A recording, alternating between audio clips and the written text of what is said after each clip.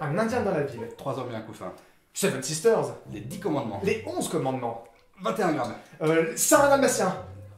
300. 2000 années de l'espace. 10 000. 20 milieux sous les mers. 2 heures moins qu'un avant Jésus-Christ. Hein?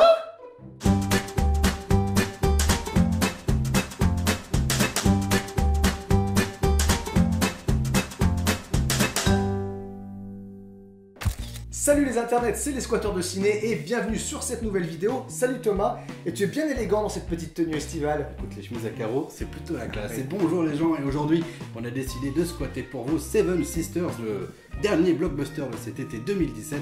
Mais avant d'entrer dans le vif du sujet, est-ce que Thibaut, s'il te plaît, tu peux nous faire ton habituelle petite présentation? Eh bien écoute, moi ça ne me pose aucun problème, c'est parti. Seven Sisters de Tommy Wirkola, réalisateur, scénariste et producteur norvégien de 37 ans spécialisé dans la série B.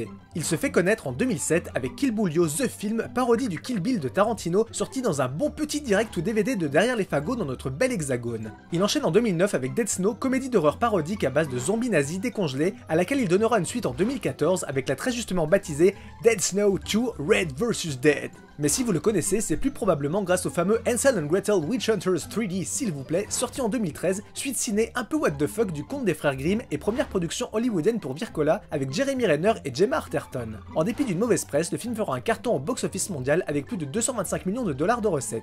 Côté casting, on retrouve la suédoise Noomi Rapace aka Lisbeth Salander dans les adaptations ciné et télé de la saga Millennium version suédoise ou encore en Elizabeth Shaw dans Prometheus. Willem Dafoe, comédien entre autres chez Oliver Stone dans l'excellent Platoon, la dernière tentation du Christ de Martin Scorsese ou même en bouffon vert chez Sam Raimi. Et Glenn Close, la sextuple nommée aux Oscars, parfaite en Marquise de Merteuil dans Les Liaisons Dangereuses et vue plus récemment dans Damages et The Shield, mais du côté de la petite lucarne télévisuelle comme disent les jeunes. Encore une présentation très efficace, mon ami Thibaut. Mais écoute, moi ce que je trouve très efficace Thomas, c'est ta manière de pitcher un film. Alors vas-y, je te laisse le champ libre, fais-nous rêver. Merci.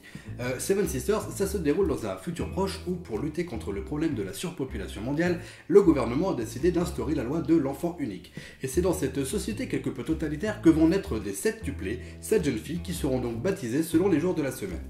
Tu veux donc dire qu'elles s'appellent lundi, mardi, mercredi, jeudi, vendredi, samedi et dimanche? Ouais, je crois que c'est ça, j'arrive jamais à les retenir toutes, tu sais, il m'en manque toujours un, c'est comme les 7 nains. Oh, moi c'est pareil. En tout cas, ces 7 jeunes filles vont grandir cachées aux yeux du monde, ne sortant qu'un seul jour par semaine, le jour correspondant à leur prénom, et interprétant chacune leur tour la même identité, à savoir Karen Setman, mais l'intrigue débute véritablement le jour où lundi ne rentre pas chez elle un soir, tout un programme. Alors j'ai fait quelques petites recherches parce que le patronyme utilisé dans le film, Setman, ça m'a quelque peu interloqué. Eh bien figurez-vous que settimana en italien ça veut dire semaine. Coïncidence? Je ne crois pas. Bravo! D'où son titre original, What Happened to Monday, qu'est-il arrivé à lundi, qui pitch quasiment tout seul la problématique du film. Et c'est vrai qu'on peut s'interroger sur cette méthode qu'on a en France de remplacer des titres anglophones par d'autres titres anglophones, tout ça pour le marché francophone. Vous avez fait le coup par exemple pour Very Bad Trip, on a eu Very Bad Cops aussi, ou Good Morning England pour ne citer que. Ah, parce que tu préférais film de peur, fiction pulpeuse ou le pouilleux millionnaire comme nos amis québécois? Seven Sisters, c'est donc un film de science-fiction, plus précisément une dystopie, c'est-à-dire un film d'anticipation qui dépeint l'évolution négative d'une société. Pour citer quelques références célèbres du genre, on peut penser au 1984, on peut penser aussi à Matrix, et même à Bienvenue à Gattaca. Ouais, comme tu l'as dit très justement, moi ça m'a pas mal fait penser au taf d'Andrew Niccol, par exemple, qu'il avait fait sur Simone, ou même plus récemment dans Time Out. Il y a ce petit côté aussi Equilibrium, dans le genre film de SF fauché, mais ça on va en revenir tout de suite après. Ouais.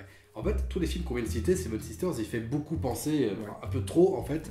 Moi je trouve que c'est un peu ce qui pêche dans ce film-là, c'est qu'il manque de personnalité, il a du mal à trouver sa propre identité, esthétiquement surtout. Parce que les décors, que ce soit les immeubles délabrés, les rues sales, opposés aux autres décors hyper modernes, hyper clean, j'ai l'impression d'avoir vu ça des centaines de fois en fait. Bah oui, c'est vrai, moi je pense qu'il y a vraiment ce petit côté série B et ce manque d'argent qui est vraiment flagrant. Tout le film a été tourné en Roumanie, alors c'est pas parce que c'est tourné en Roumanie que c'est pas bien, mais on sent vraiment qu'il y a un manque de budget pour vraiment se créer cette vraie identité visuelle qui serait vraiment forte pour servir le scénario de ce film. Je vais par exemple citer un exemple concret, le design des voitures qui est très très lourdeau, qui est très très pâteau, alors qu'on sait pertinemment que dans le futur, les voitures n'auront pas ce look là, et rien que ça, je trouve que ça fait vraiment cheapos quoi.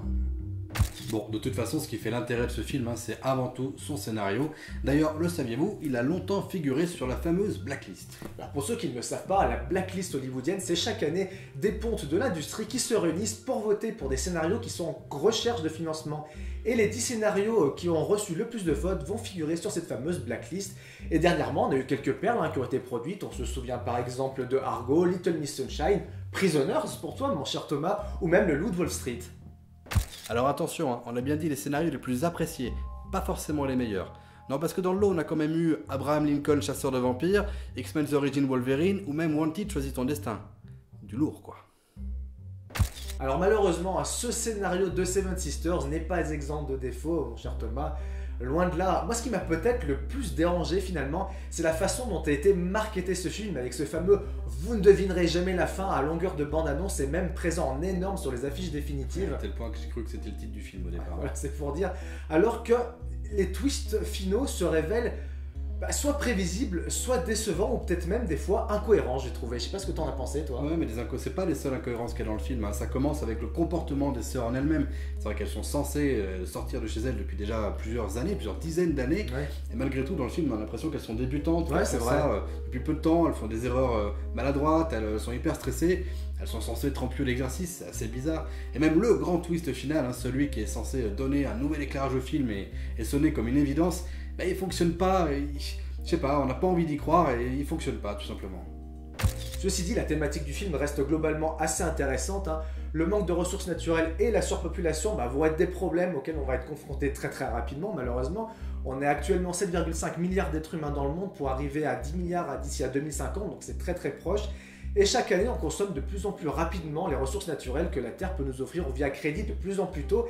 Et ça offrait un bon sujet en toile de fond. Je sais pas ce que t'en penses. Ouais, je suis complètement d'accord, mais le problème est là, c'est que ça reste en toile de fond. Il n'y a aucune réflexion supplémentaire autour de ça. Je veux dire, les héroïnes n'en tirent aucune motivation particulière et la réflexion n'est poussée pas au-delà que de l'opposition entre un système totalitaire surpuissant et des innocentes victimes.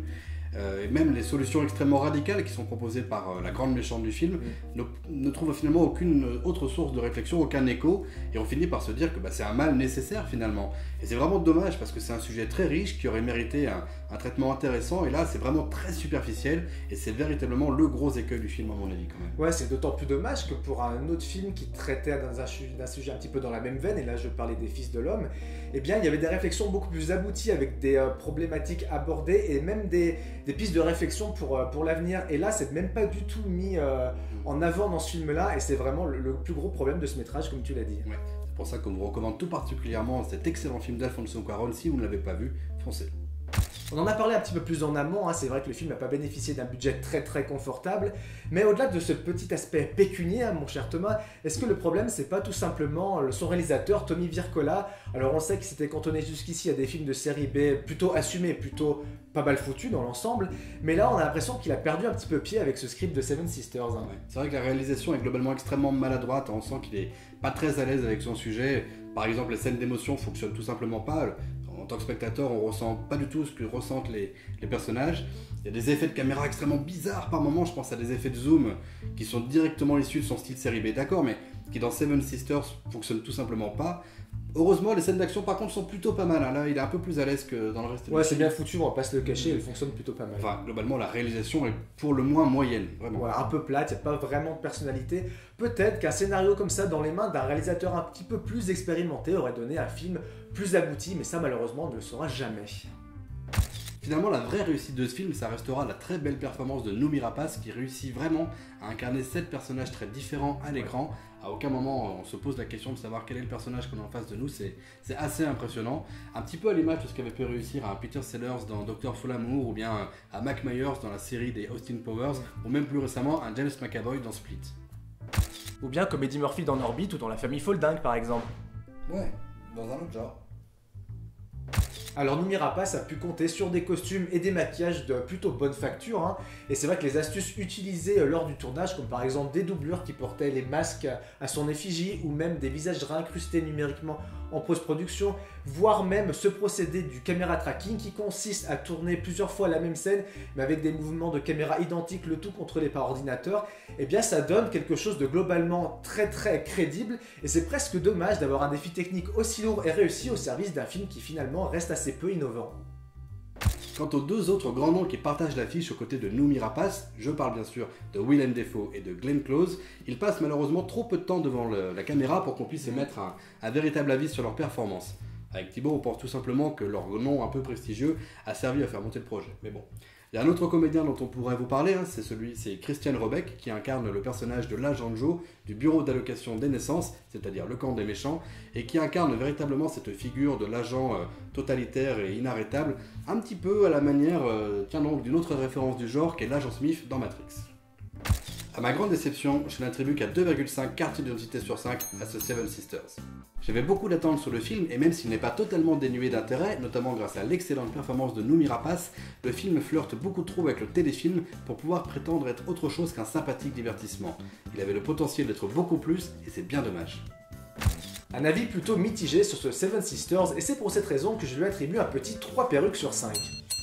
Le film part d'un postulat intéressant, à savoir la surpopulation mondiale et comment la freiner, mais s'en détache assez vite pour virer vers le banal thriller avec la classique opposition gentil-méchant et des coups de théâtre trop souvent prévisibles.